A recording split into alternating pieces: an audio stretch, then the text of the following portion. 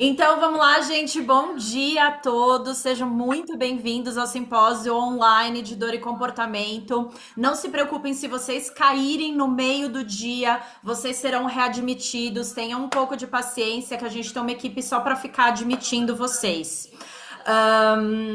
Vamos começar então com a palestra da Júlia e da Turid, que é uma conversa muito interessante.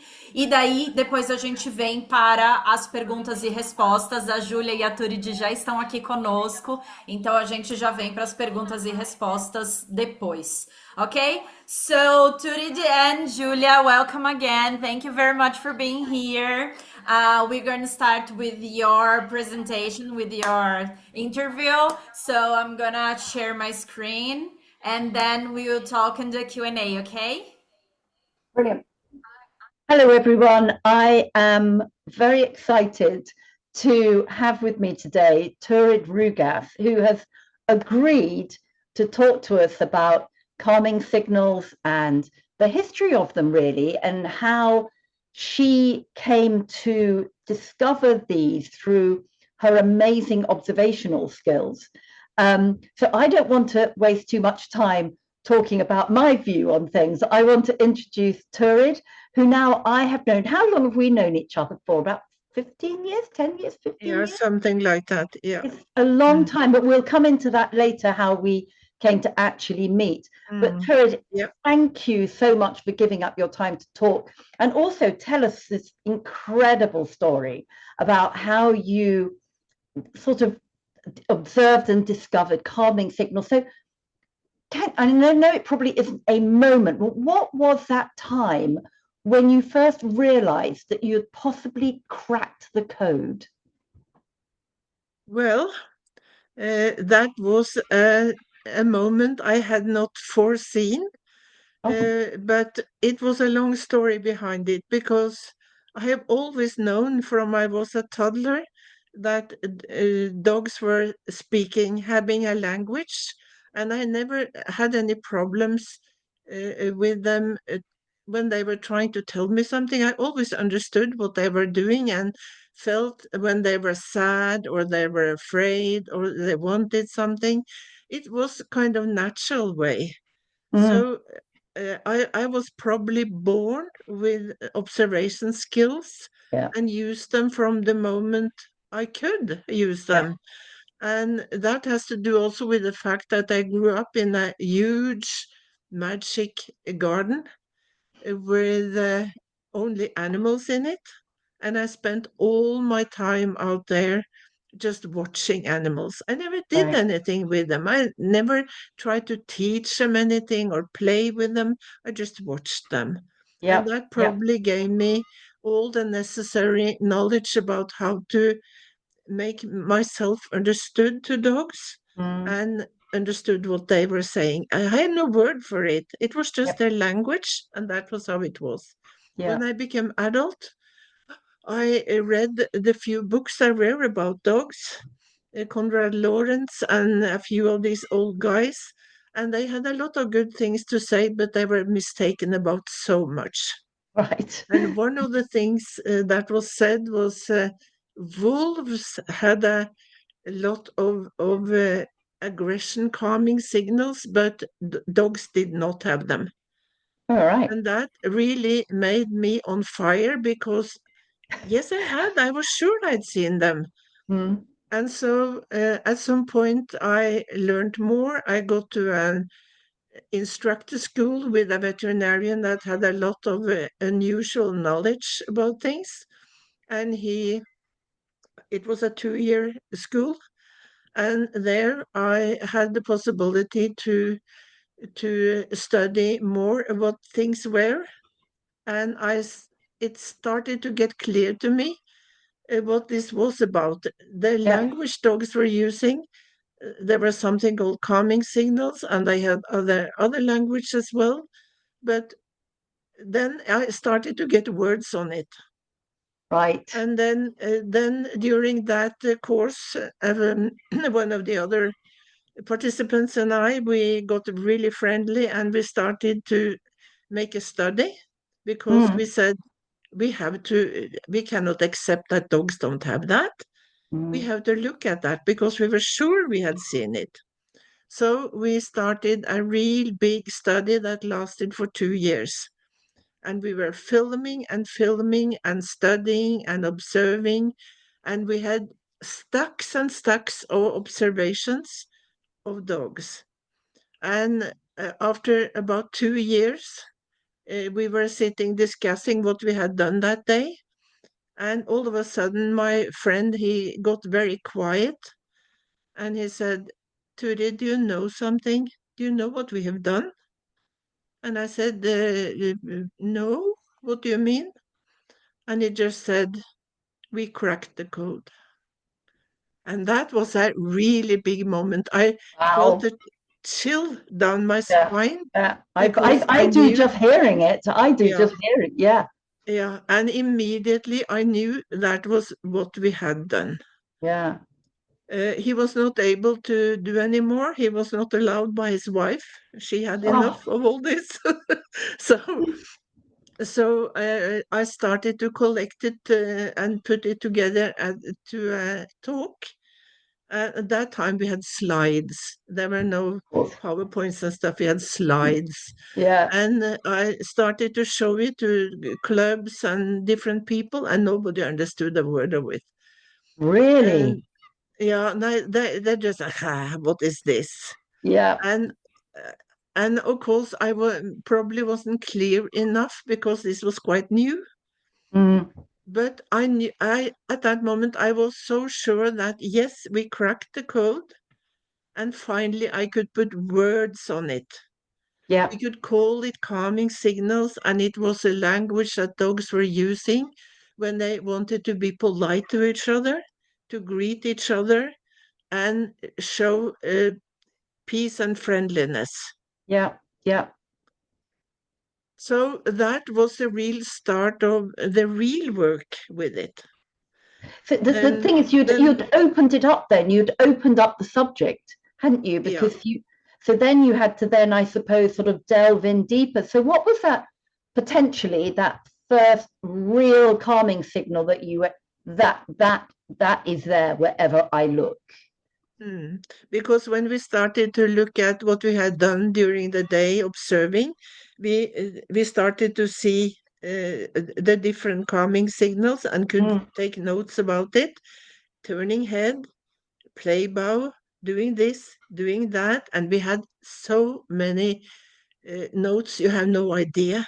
And we I went do. through it all, and it started to really get together. It Yep. came Yep. together to a package, and that was a fantastic feeling. It Mm. really So was. did you collate them more as a group rather than one popped up like the yawning or whatever? Uh, Was it more of a collective that you saw all at once that really made you realize that you had cracked the code? So it was a series of different calming signals. Yeah, because we in the beginning we didn't know exactly what to look for, so we had to be very observant and take notes of everything that was done, and then Yep. it started to select itself. Right. Turning head, turning head, turning head, turning head. Okay, Right. here we got something. Right. And he is turning back on, he is doing this, he is doing that. And then we started to get a picture Yeah. of the whole thing. Yeah. And and that was really incredible. So I made a few talks. It didn't go so well, and I went over to Montreal to a big conference there. First time I went out flying. So we there was a talk there from a professor, Yeah. no name mentioned, and he was saying something that made me really, fire Yep. up. Yep. So I raised my hand and say, "You're wrong. This is not like that. Dogs do have a language." And he got steaming mad at me. So I didn't say any more. But the whole audience started to look at me and really wide-eyed open because they understood that something was going on. And after that talk, I went out and I was headhunted. I was really followed by Terry Ryan, who got Ah, hold of me and said, Turid, what was that? Can you tell me what you were what talking year about? was this? Can you remember what year this was? It must have been in 1991. Right. I think Okay. I'm not very good with numbers, 91 or 92, but I think it's 91. Okay. Yeah. So, and then she got so interested that she came over to Norway to see how I was working. And I was invited to her camp in Idaho. So were there several times. And that was my first start of going abroad. Right. First of many. So, yeah, and that was interesting because every time I had a talk in these places, other people got interested and invited me. Yeah. So it spread really quickly. Japan, here, there, everywhere. Yep. Yeah. Yeah. And that was amazing. People were so interested. Absolutely. And that must be when you realize that this was truly an international Yeah, dog yeah. language. It really opened my eyes because I hadn't thought in that direction. I did it mostly for my own sake and Yeah. hadn't Yeah. thought about that this is something that people need to know about. Yeah. So it was such a big surprise for me. And how it took off, it was amazing. Yeah. So then Terry Ryan, after a couple of years, she said, Turid, you have to write a book about it. I said, I can't write a book about that. It's nothing to write about. I don't know how to do that. And she said, sit down and try to write a book about it. And then luckily, I took over a dog that needed me to sit still for hours. And because need to do things, I started to write the book while I was sitting still beside him. And that's how the book came along the first time. How interesting though that he came into your life at that particular time too. Yeah. And everything was a little accidental. I mean, Yeah. things happened. I didn't even have to choose which road to take. It just happened. Yeah. And I just Amazing. went along with it because I felt that, yes, this is something important. Absolutely. So how long then did it take before you started teaching? Well, teaching dogs I've done all the time. No, I've done teaching that. people, the difficult part, the Yeah, teaching of the people. yeah, yeah. I mean, I've never really been, well, I have done teaching of dogs, but I got less and less of it because dogs, they deserve better than to be our pupils for silly things Absolutely. all the time. Absolutely. It's much more important for dogs to do what they are interested in. Exactly. Exactly. So What we about don't when you train started dogs. teaching people about the calming signals and Yeah, that sort of I thing? yeah. I went on having talks here and there, and gradually they got a little interest and a little more interest and so on. It's always been less here at home in my own country than I other know. places. And It's so Terry Ryan once interesting. told me that you're probably more famous in Osaka in Japan than you are at home, Career. which was Career. yeah, yeah, Absolutely. No, yeah. fascinating. Absolutely fascinating. So tell me, why did you, because we met, I mean, it's just, I know you've condensed this down so much, and there must have been so many times when these amazing things you discovered, and then you told people, and it was a bit deflating, and that, but you just kept on going, which is fantastic. But I remember I was going around and trying to learn my craft too from different people and piecing bits together. And I remember when I did my canine massage in America, I did a foundation course there. And this woman said to me, it was wonderful. The woman who taught me said, "You've got to read this book by Turid Rugas, and it's on calming signals. You've got to do it." And I went, okay. So I bought the book there, And on my flight home, I will never forget, I opened the book, and I can't read on an airplane. I find it really difficult to read on an airplane. I read your whole book on that flight, going, wow, oh my, of course, wow, wow. And that was when I first met you via your book. So then a few years, I mean, quite a few years later, we're trying to work out when, it was about 2014, maybe, I don't know. You emailed me and asked me to come and talk at your seminar. Now, when I saw an email from you, I don't know if I've ever told you this, but I skipped around the room. Did I tell you? This has got to be a scam. Surely Turid hasn't emailed me, but you had, and you invited me to talk at one of your symposiums. Tell me why? I mean, I know the story, but why did something I was doing captivate you and feel that I should come and talk to your community? Well, I always try to do more and find new things. I can't stand still. I have to find new ways, new things, new interests within the dog field and so on. Always done like that. So I started this annual dog symposium in Oslo Yeah, because I really missed good speakers. Mm. I really missed it. There was nothing like it. So I decided to have a dog symposium each year where I was everywhere to find speakers that were interesting and that could speak something I would like to hear about. So at some point when I was searching around, I came across your DVD, the Yes. From Tongue to Tail. Tongue to tail. Yep. And it really was so interesting. And I thought I got to have that person. So that was the background.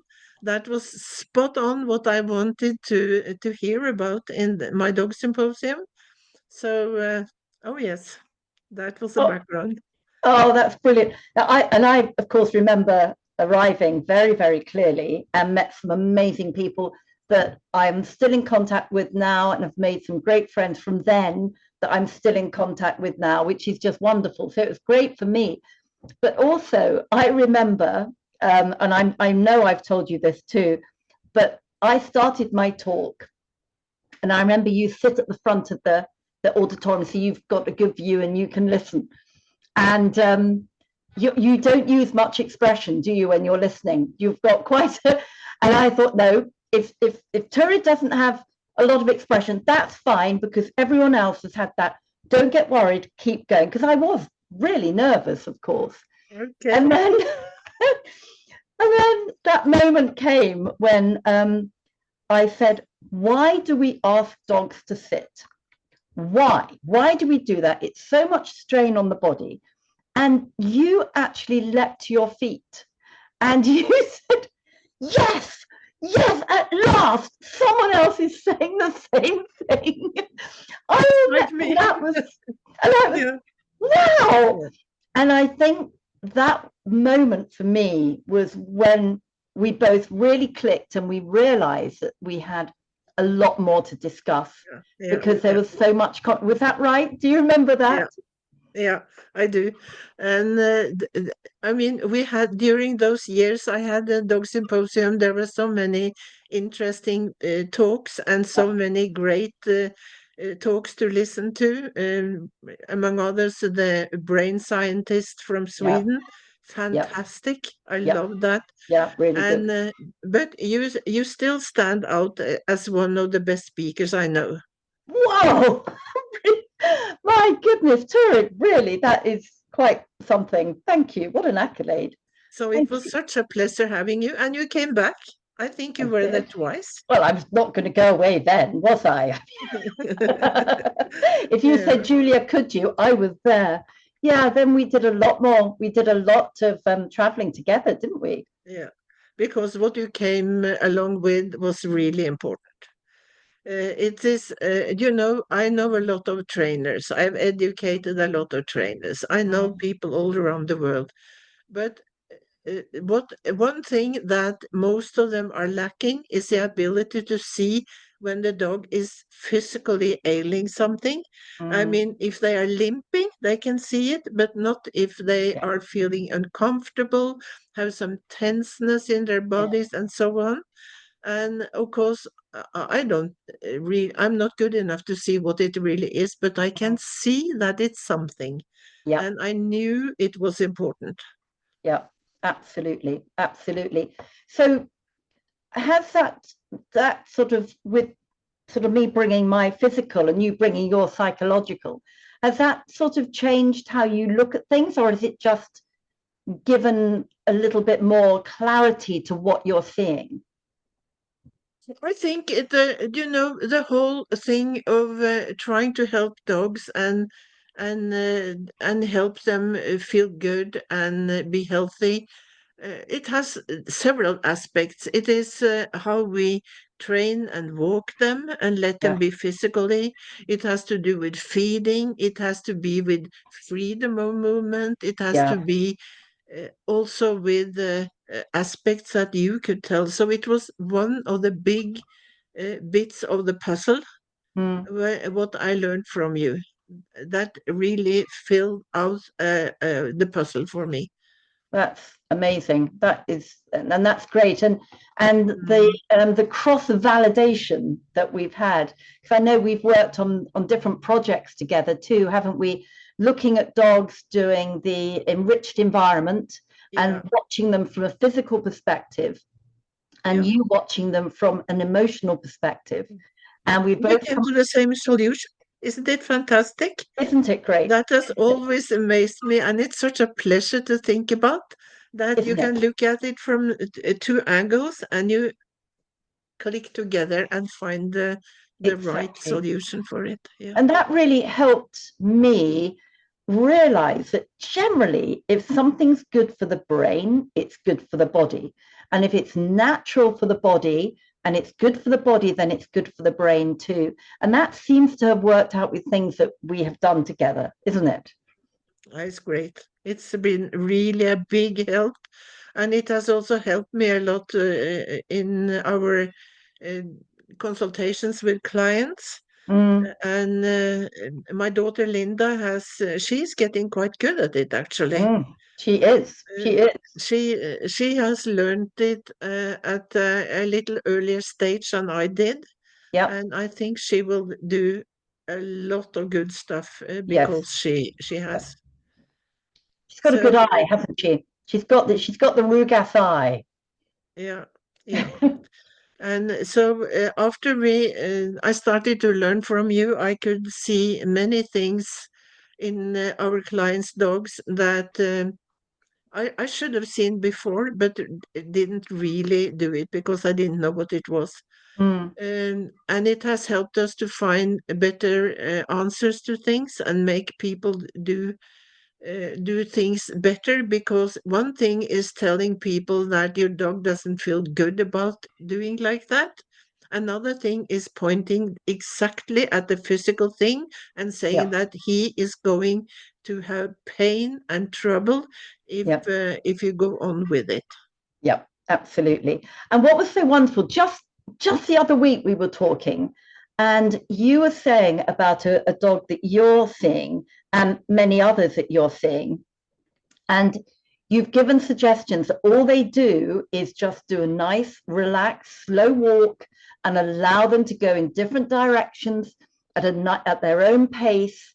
And you've seen the difference with just that moderation, Yep, which yep, again, for me, that really validates our type of rehab that we use, which is basically functional movement, and just maybe directing that a little bit more to help directing it to help each dog, but really using what the dog's body is built to do and the movements and actions that they're meant to do, which is exactly what you're doing, which is brilliant.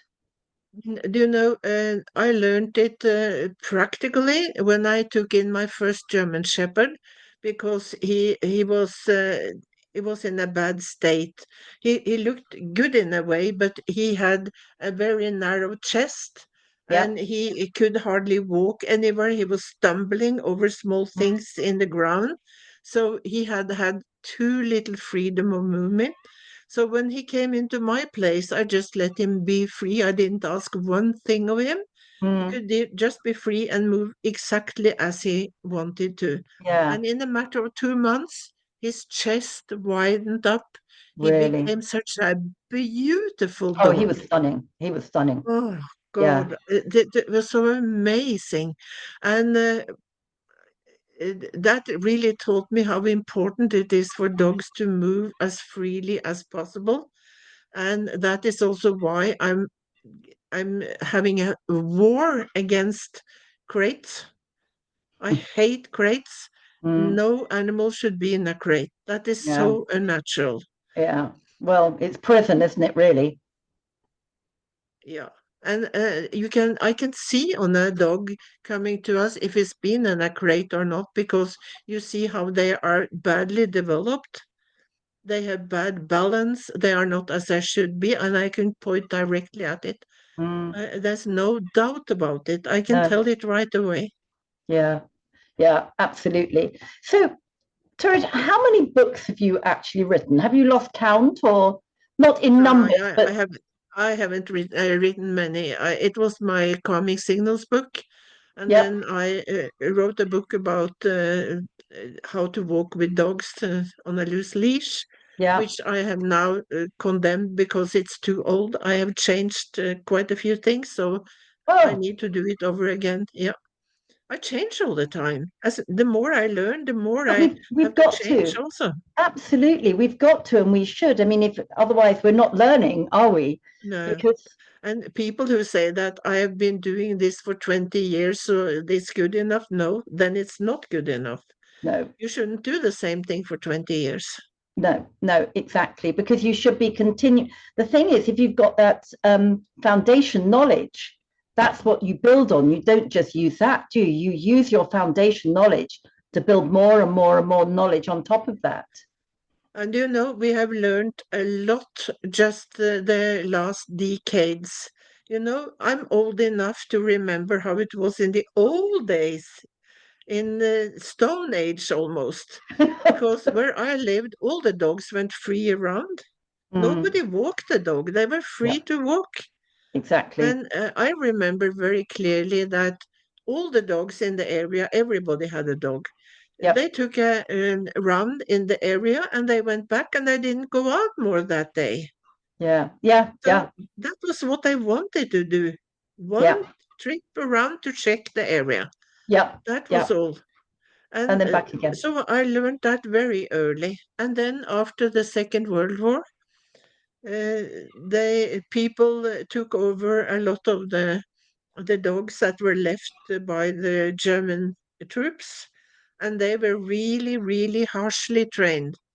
They were Right. absolutely, well, they were in a very bad state and Interesting. very aggressive.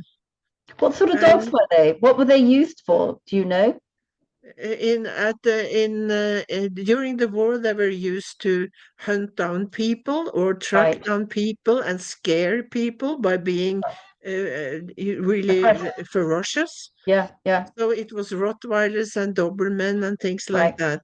Yeah. And they were really terrible. But I will tell you the moment I decided to work with dogs. Go on. I Yes. was I was 7 years old and I came home from school. This was just after the World War. And I passed and I went another road that day just for fun.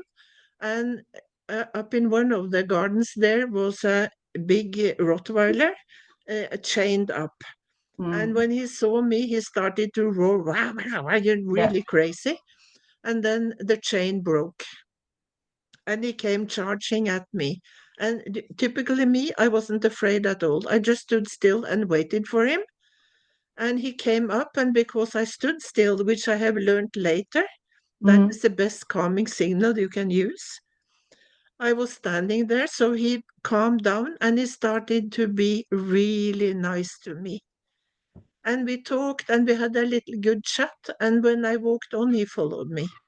So I took him home and had him at home. I was alone there, and I gave him water, and we were having a lovely little time together. Yeah. And then what happened was that my father came home from work, Mm.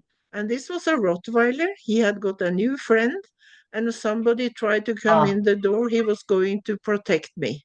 yeah. So he nearly killed my father, but he managed to slam the door, and he knew where the dog came from, so he went down to pick up the owner. And Mm. the owner came all green in his face for fear. And I was sitting there with this dog. He was the sweetest dog on earth. Mm. They all are. Yeah. There are no dog that is ferocious Mm. inside. No. We make them. Yeah. Mm. And that taught me such a lesson. And when they took the dog away, I told my father that I'm going to work with dogs when I grow up. And what did he say to that? Do you remember? Oh, he didn't say anything because my parents, they were really strange. They were good people, but they never believed a thing you said. Oh, okay. But did you go and visit the dog again? Or could you not I bear didn't, to go no, I there? didn't dare to because I felt that he would be so sad because he Yeah, couldn't exactly. meet me. Yeah. Yeah, yeah. So I didn't walk that road again ever. And I felt so sad for him Mm. because all he wanted was a friend. Yeah, yeah, yeah, absolutely. That's interesting that a lot of the Germans left the dogs behind. I didn't know that because that didn't happen here. Yeah, they just left horses and dogs. So that was it. Wow, wow. But that's a real moment, isn't it? I mean, that was your first discovery of standing still and presumably no eye contact, just standing and letting the dog approach you. You know, I never been afraid of an animal, never. Mm. Yeah, And because I always believe that they are so nice at heart, and if we behave properly, they yeah, will be nice. absolutely, And it absolutely. proved it. It really proved it. Yeah. And just begin to understand them a little bit and understand more than what you may be Mm. seeing on the outside. Absolutely. But Turid, this has been absolutely fascinating. And I'm sure that there are so many more things and so many more anecdotes um, and your life, you've just sort of told us a very potted history of what you have seen and done and actually brought to all of us that we're still Mm. using now. And quite honestly, calming signals from you, it's international, isn't it? It's everywhere. It's now a thing. Everyone knows about it. Yeah, Even if but they know one or two, so many have misunderstood the use of it. do they? And think that dogs use calming signals when they are afraid, but that's not so. They use it to be friendly. It's just like when I come and say hello, Julia. Yeah, uh, I say that a dog would use one of the calming signals instead to say hello. yeah. It's so basic in all Mm, dogs. yeah. They're born with it. They don't need to learn it. They're born with it if you just let them have a chance of using Yeah, it. yeah. What do you think? I mean, is there a calming signal, or is there an interpretation that you've seen that people are getting wrong? Because I've heard a lot of people say if a dog's licking their lips, oh, they're stressed. Stop whatever you're doing. They're stressed. That sort of thing. No, they are mistaken because, uh, you know, when they are okay and they want to be friendly and they want to calm you down a little too, maybe just a little bit excitement or stress or anything, they will use calming signals. The moment they get really stressed and they start to get afraid or they start to get angry and irritated, there are no calming signals anymore because then Mm, they have to find ways of getting out or handling that situation. And then they cannot be polite anymore. yeah. No, they've got to be a little bit more, yeah, upfront. I think the couple of things that I have seen having listened to you talk many times. And I think the two things that I have seen and I see all the time now is the arcing when a dog meets another dog. That is just, they absolutely do. And the splitting. I think the splitting is incredible. Can you explain a little bit more about those two things? Yeah, I can, because, for instance, when I had a puppy class many years ago, I don't do that anymore, but I used to. And when the puppies started to get a little bit too excited and wild with each other, I always had an adult dog with me at these groups, and she went in and between them to stop it, because dogs don't like a lot of rows and trouble and excitement. They want to stop it.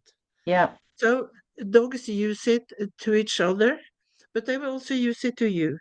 If you sit down in the coach and hold around someone else, your dog will come and try to get in between you. And that I've has seen that. nothing to do with jealousy, Mm, because closeness is dangerous in the eyes of a dog. mm. So they want to go in between and be sure that you don't start a fight. Interesting.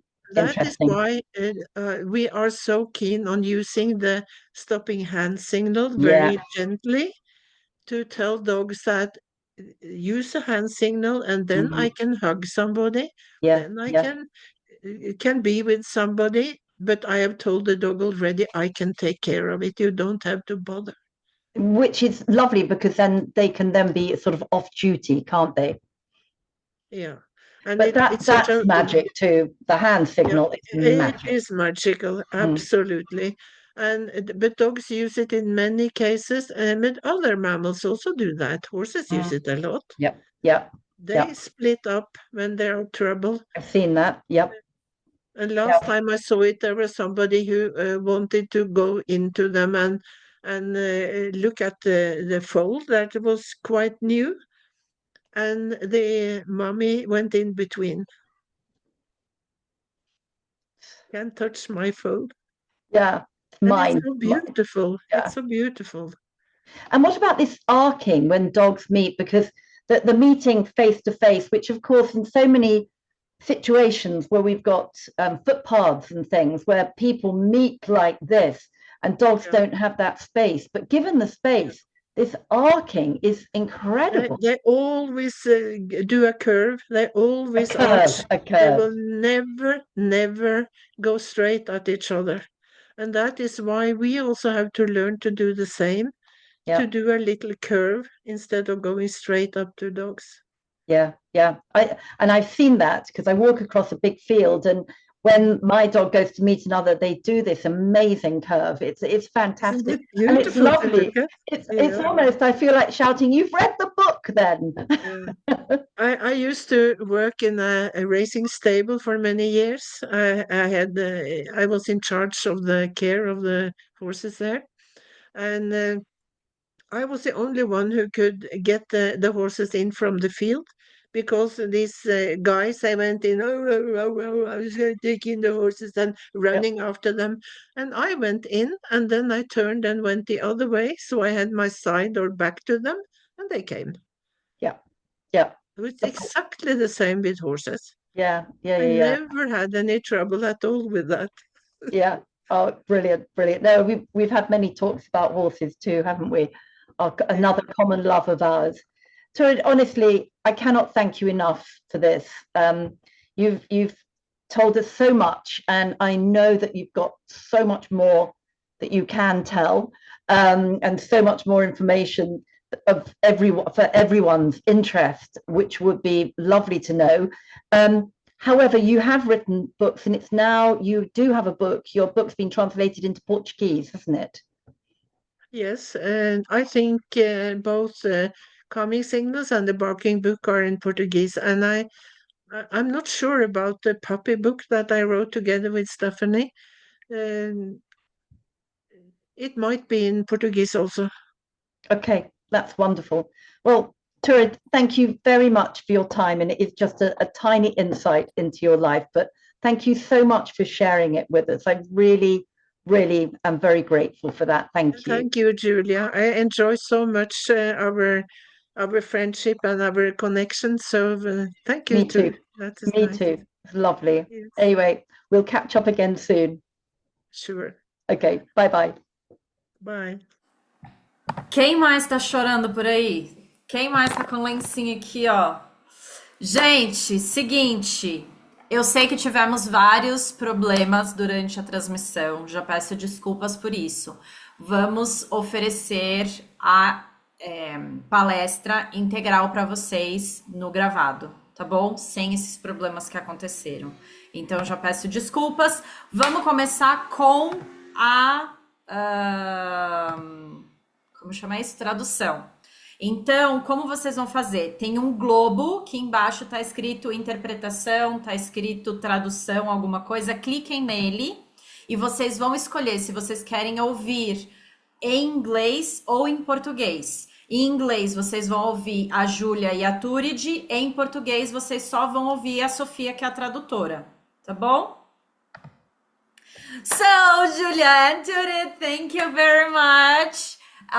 Sorry, I was talking in Portuguese, explaining how the things work here. And so we have a lot of questions. And I'm going to speak in Portuguese another time. E as perguntas vocês mandem no Q&A, tá bom? Vai ter ali, vocês podem colocar no Q&A, vocês clicam ali e vocês colocam a pergunta. Então já temos pergunta aqui. Sofia, já começa a traduzir aí. Então, so I'm going to speak in Portuguese and Sofia will translate for you, okay? Are you hearing Sofia? Sofia, say hi to Turid and Julia in your translation part. Hello, can you hear me? Can I just say hi to Priscilla? Hi. Okay. So Can you hear me?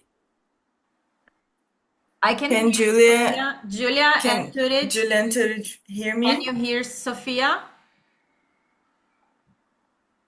I'm talking Sophia. something. No, she can hear you, Sofia. Something. So, Julia and Turid, you have to press more, the 3 points, and then interpretation. Oh. It's a world, yeah. something like this, like a globe. Hello. Okay, Something. you press interpretation, and you choose to hear in English, please. Something. Can you hear me now? I can. Yay, can Turid hear me too? Turid, can you Oh, hear? you're muted. Let me unmute. You come off mute, Turid. There we go. Turid, can you hear Sofia? I cannot hear Sophia. So could you please go in more, the 3 points that you have in your bar down? You go more, you press, and then there's a globe, and it's called interpretation.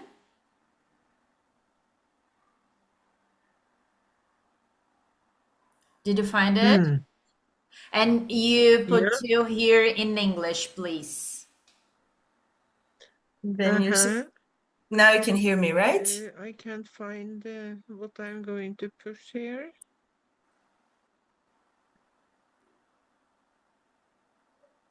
What should I push here? The English interpretation, and then the audio English, please. Okay. Yep. Should now be you can hear me. Yeah. Okay. Yeah. Right. Good. Thank you. So, I'm gonna speak in Portuguese, okay? Então, I'm translating. A primeira pergunta é da So, first question is from Jessica. E ela pergunta, gostaria de saber I would like to know se a Turid acha if Turid thinks que é necessário uma atualização dos calming signos. If Turid thinks that a new update of calming signals is necessary. Ou se os humanos já descobriram tudo a respeito desse assunto. Or if humans have figured everything out about this subject. You know, nothing is final, but What we know about the calming signals, the most essential, the basic, that will never change. What we might find out is that a few signals can be used differently also.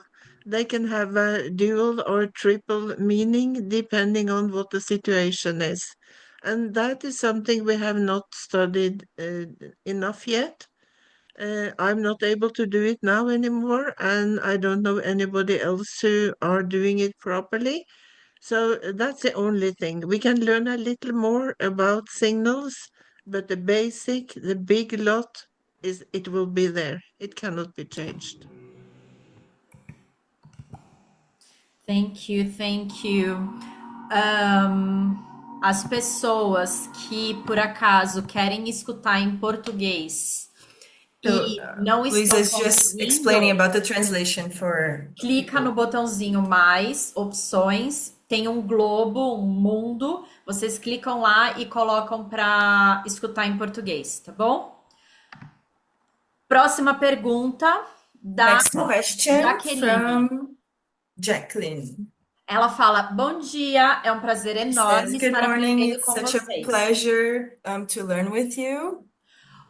Mas teve algum momento, eu acho que a pergunta para Turid.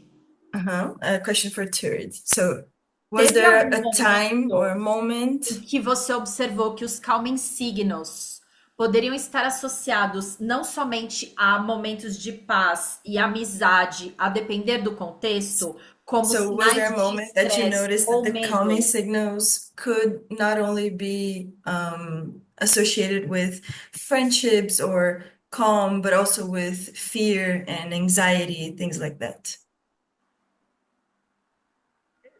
No, it was a long process of learning how it is used. So that has come gradually, and what we know now after a lot of notes and working with it over years, we know that calming signals are used mostly when dogs are quite okay. When they do get afraid or something, they cannot do that anymore. Like with you people, when you are attacked by a man with a knife, you are not polite anymore. You try to rescue yourself. And that's the same with dogs. When they get afraid, they have to do something, and they cannot be polite anymore.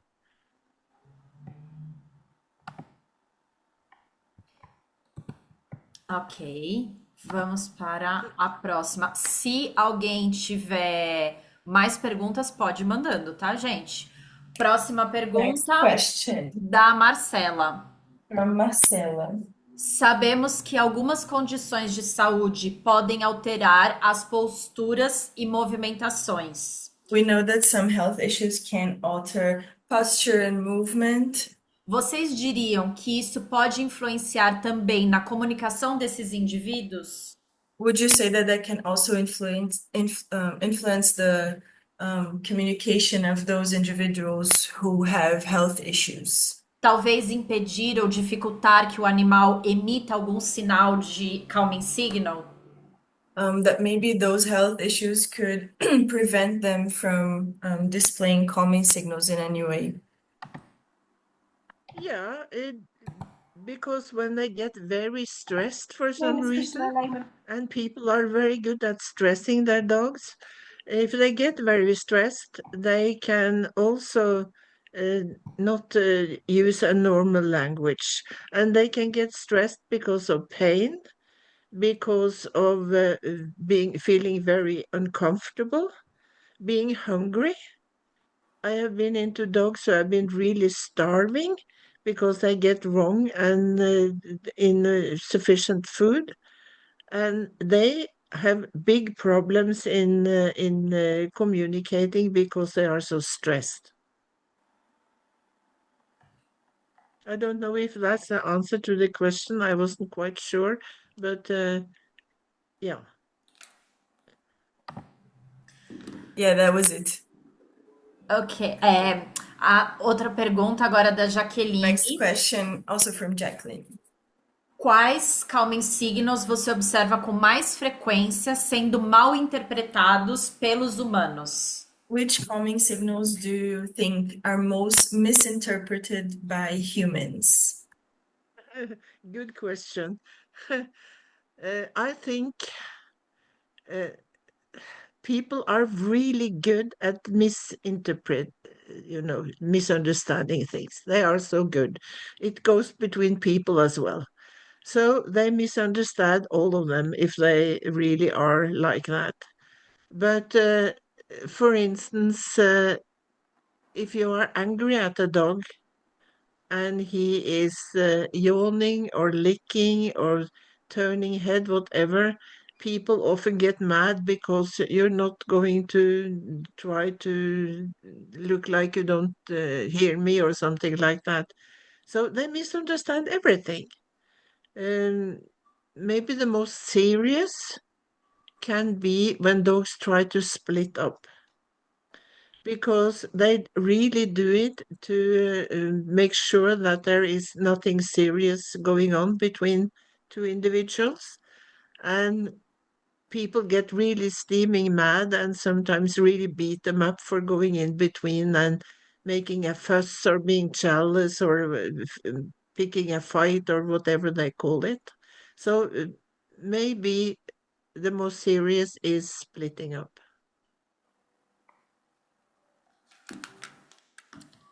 E eu vou fazer uma pergunta minha. So Dentro Luiza is also asking a question from Luiza.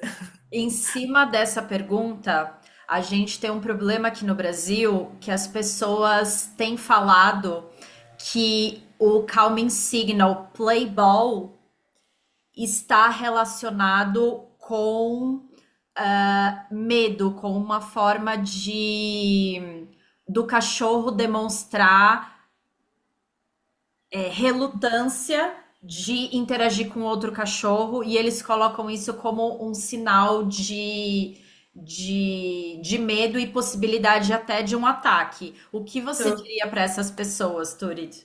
on top of that question, in Brazil, we have people saying that the play ball signal is also related to a dog who may be fearful or may even display some aggressive signs, and people are relating the play ball signal or the play ball sign to aggressiveness or maybe even a future attack or a bite or something like that. So what would you say about that statement that the play ball signal could also be related to an aggressive behavior, maybe? I'm not quite sure I understand the question. The playbow, it's a very wrong word because it does not invite to play.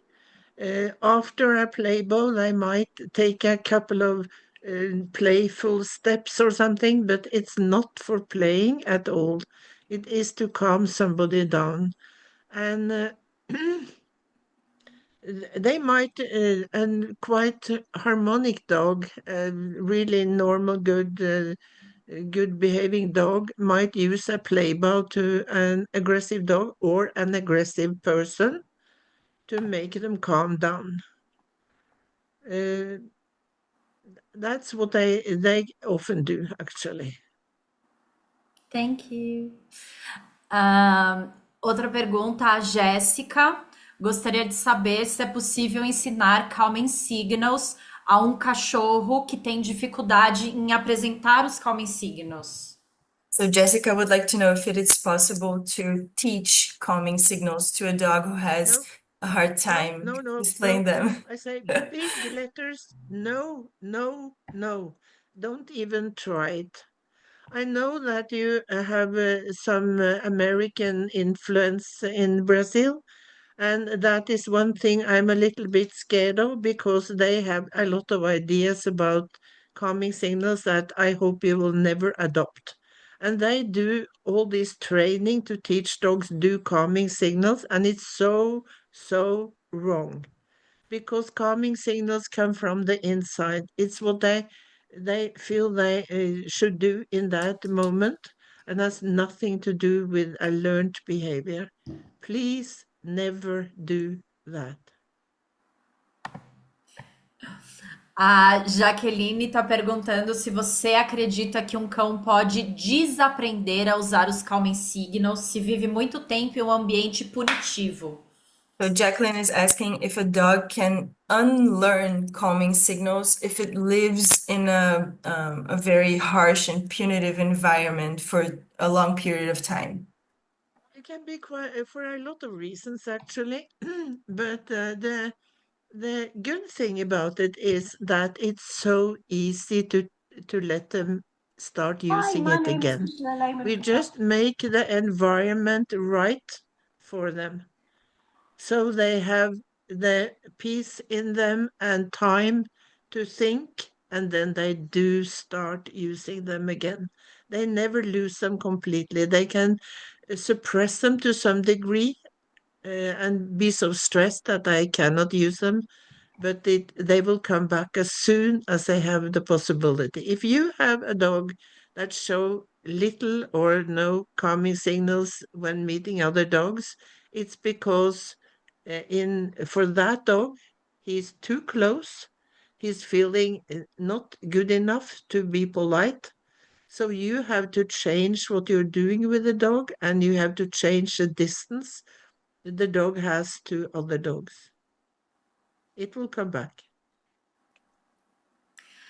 A Laura fala: Bom dia. Primeiro, muito obrigada pela entrevista. Simplesmente fantástico e extremamente emocionante poder assistir uma pessoa tão incrível que fez a história dentro da vida dos cães e não só no treinamento. Foi só um comentário, não é uma pergunta. Laura just wanted to comment and say thank you so much. That is such a pleasure hearing you speak, and it's such a pleasure having someone who wrote a little bit of history here between us, and it's amazing to hear you speak. Everything was just incredible. So thank you so much for your words. Thank you. And I'm really sorry I'm not able to visit Brazil. That's one of the countries I never had the possibility to go to. So I'm sorry, but we can have contact online, which is a good thing. A próxima pergunta é da Patrícia.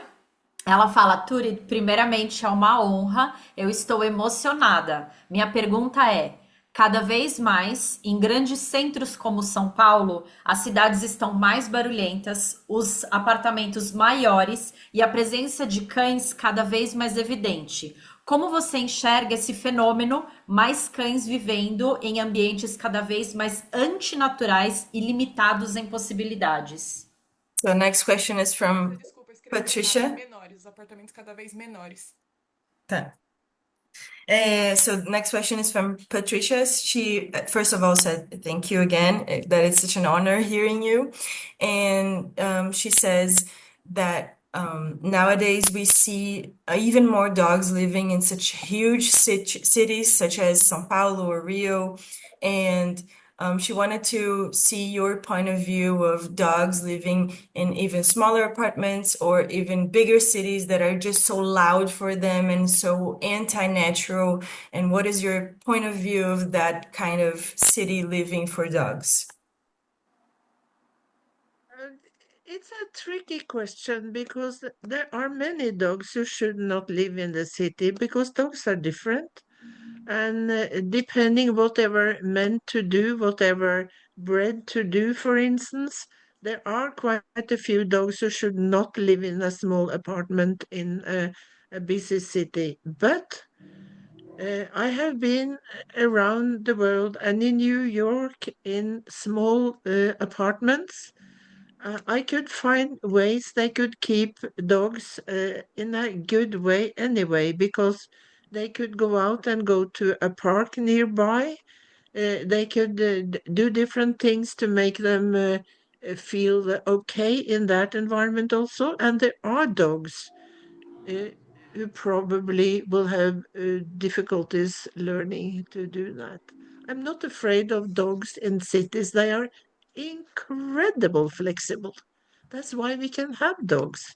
Just imagine all over the world, all the kind of ways they are living.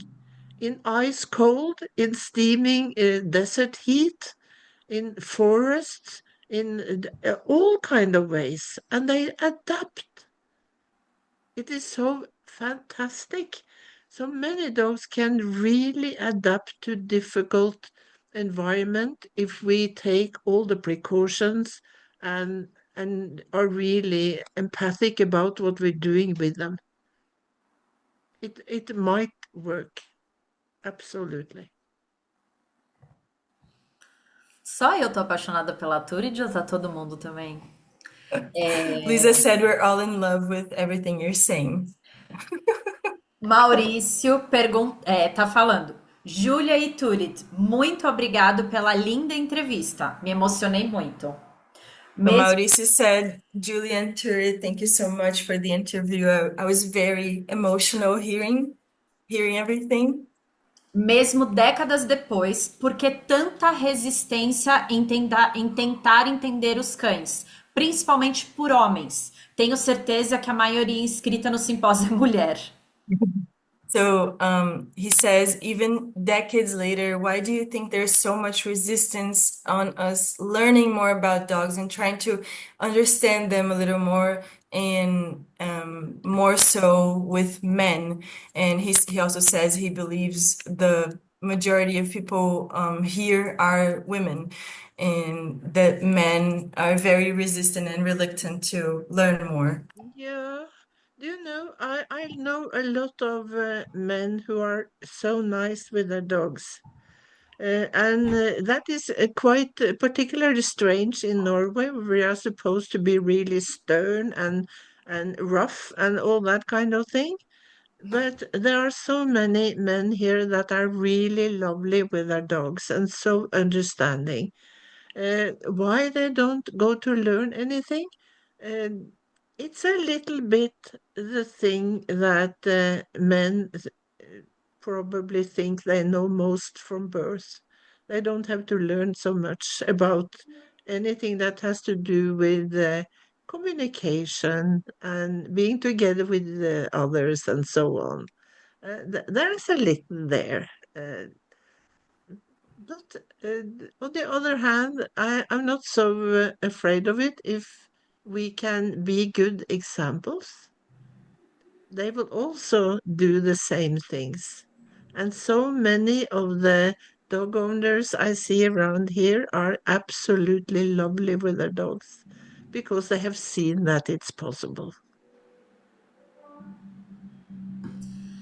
A próxima pergunta é da Sandra. Ela fala: em um mundo tão polarizado como o de hoje, a Sandra pergunta se a Turid tem recebido alguma crítica quanto à tratativa mais respeitosa que ela expõe, que ela fala.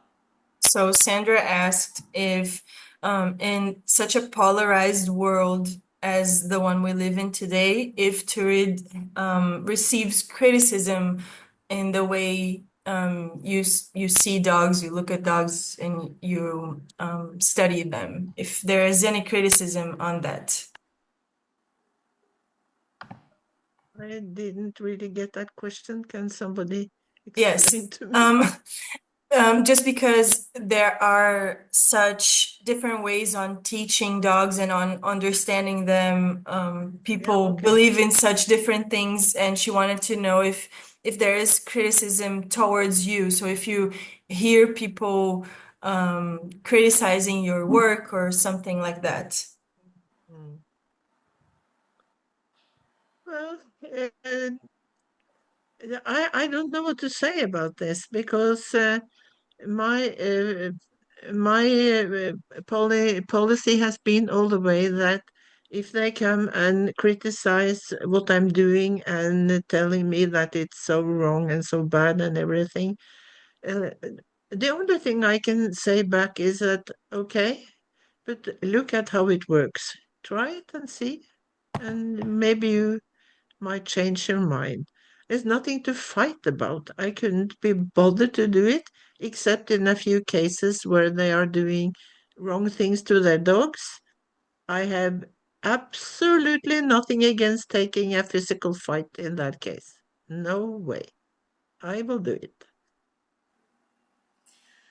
Gente, estamos acabando o tempo. Sinto muito por isso. Eu vou fazer uma última pergunta. We have one last question just because our time is running E out, peço desculpas, a unfortunately. gente tem mais de 15 perguntas ainda não respondidas. We have 15 or more questions that we didn't get to answer, but our time is unfortunately running out. Yes. Então, a última pergunta da Laura, ela fala uma coisa que eu gostaria de saber é sobre quando a Turid comentou que um cão entra no meio de dois cães que estão interagindo de uma forma mais intensa, muitas pessoas comentam sobre utilizar um outro cão, como a Turid mesmo comentou. Mas, você quer traduzir isso? Depois eu continuo. Quero. Desculpa. So, Laura's question is about the portion of your talk when you told us about having a dog come in between other dogs in an interaction, and Yeah. that you mentioned you also use that in your puppy classes. So she wanted to know, and then Luiza's gonna tell us the other part of the question so I can translate and not lose myself in the middle of it. E a Laura fala, mas ao menos aqui no Brasil, dificilmente vemos cães muito equilibrados. O que vemos é mais o terceiro cão chegando no meio, ou quando a euforia já é muito alta, ou chegando de forma muito incisiva ou agressiva e às vezes piorando a situação. So what we see here in Brazil most often are dogs who, when they come in between, the interaction is just so out of control in some way, so aroused, and dogs are already so agitated, and the third dog, when it comes in between, doesn't break it up or is not a balanced dog. But more so as more arousal in that interaction, because we don't see such balanced dogs here, at least not the ones as your example. So we usually see here dogs that come to an interaction that are already aroused by themselves and come in between, not necessarily to intervene, but maybe to come in an aggressive way, or not in a calm way, not in a balanced way, so to say. Do Yeah. you know Tem mais a pergunta. going in between in the only cases where it can be and a little arousal around it is with one of the dogs is in a really, really bad state. But do you know something? I have never seen it. In all the years I've been working with this, I have never seen it fail. If a dog dares to go, you can see sometimes they don't really dare to go in between, and that is because they know it is not the right thing to do because of how the dogs are. But when they do go in between, it always ends with calming down in some way. And it's the same with people. You have to be a little careful of what you do it, but I follow my stomach feeling and I go in between and split up dogs even in the middle of a fight when I feel that it's okay. And I never been bitten. So